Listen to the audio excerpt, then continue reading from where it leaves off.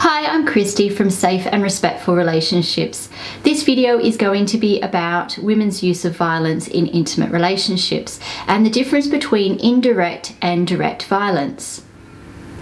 So if we really want to put an end to domestic violence, then we need to stop seeing one gender being at fault.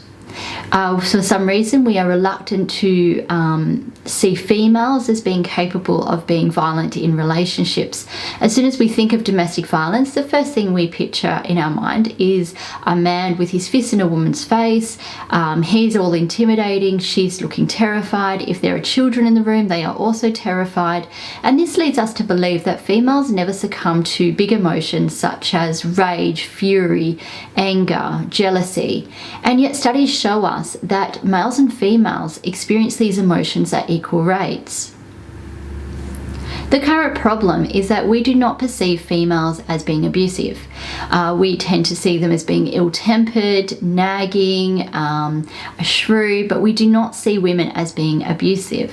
Abuse is a label that has been assigned to men's behaviour, not females. But by not acknowledging that women's unhealthy relating behaviours is actually abusive, it is denying the impact that it is having on their partners as well as on their children. It is also not allowing females to acknowledge what they're doing is actually wrong, and it's harmful and it's hurtful because society is not stepping up and saying this behaviour is wrong. Domestic violence from females ranges from spontaneous gestures of abuse, such as in your common couple violence, to years-long manipulation and control from intimate terrorism.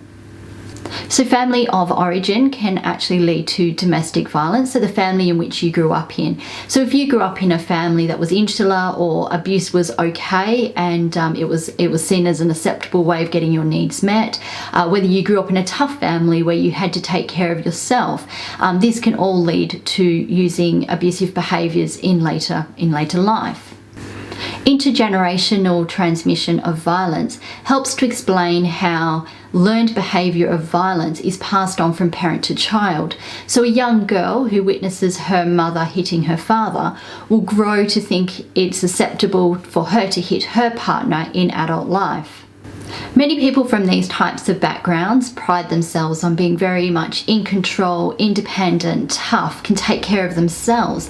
They fail to see that their behaviours are actually abusive. Society struggles to see females' behaviour as being violent or abusive. We would much rather say females are mentally unwell or that it was self-defense. And we get very upset when we see a female arrested for a same crime or similar crime to a male. We seem to be okay with boys and men being arrested and charged, but we seem to get a bit upset when a female is arrested for the same crime. We also don't like to see females sentenced for the same length of time as what a boy or a man is sentenced for similar crimes.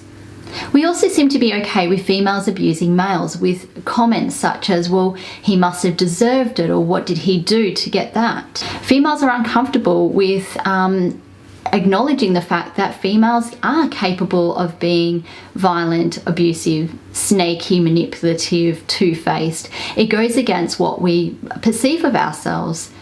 And society seems to be more comfortable with females using violence as self-defense or turning that behavior towards themselves in a more self-destructive way.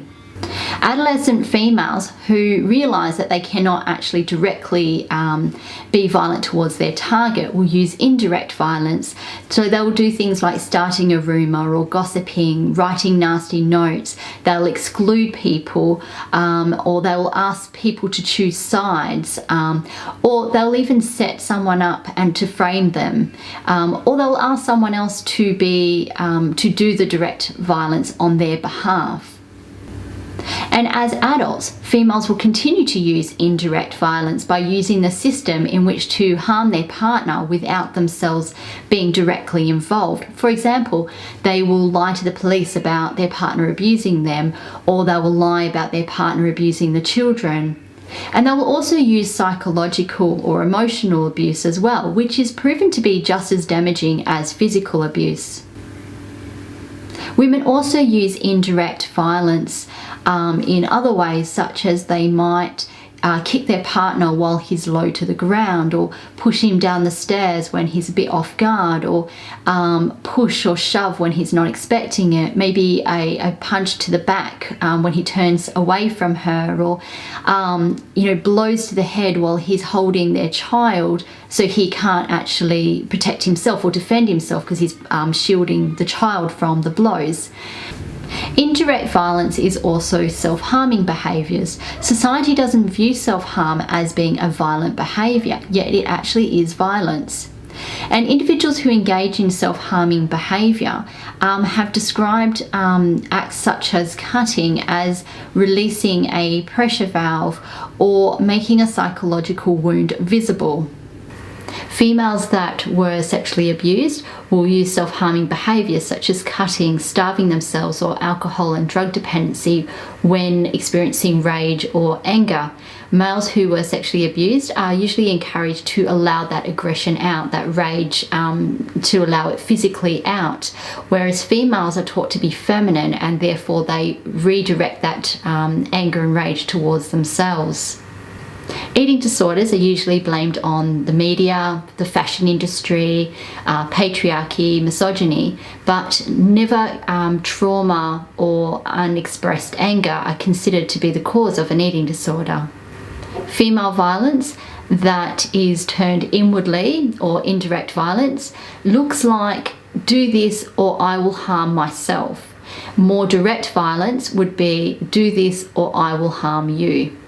I'll be posting a number of videos soon on the different forms of abuse, but until then, here's some examples of what abuse might look like. So locking your partner out of the house, forcing him to sleep on the couch or the floor, choosing what clothes he can wear, especially to prevent a female from being attracted to him.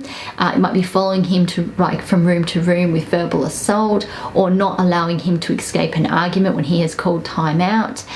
It might be not allowing him to go to work because you haven't finished an argument with him yet, and this jeopardizes his employment because he's late to work. Or it might be begging him to keep having time off work with threats of self-harm, which again jeopardizes his employment. But I'm going to be posting a number of videos on the different forms of abuse and also what can be done about that.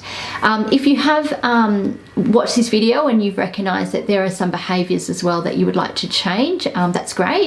Dialectical behavioral therapy is a great place to start. So find a psychologist who does DBT, or Google DBT and have a look for yourself. Fantastic place to start. If you want to be notified of when videos are available, hit subscribe. If you like this video, give it a thumbs up, and until next time, stay safe and respectful.